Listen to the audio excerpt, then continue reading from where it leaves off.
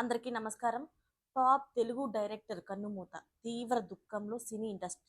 అసలు ఏం జరిగిందన్న పూర్తి వివరాలు తెలుసుకునే ముందైతే వీడియోని పూర్తిగా చూడండి. అలాగే సబ్స్క్రైబ్ చేసుకోవడం అయితే మర్చిపోకండి.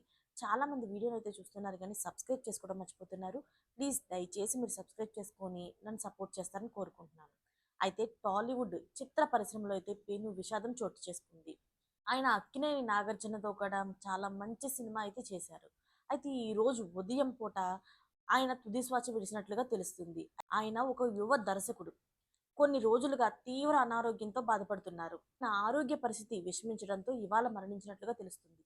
అయితే ఈయన చనిపోవడంతో సినీ ఇండస్ట్రీలోని తీవ్ర విషాద ఛాయలైతే అందుకున్నాయి.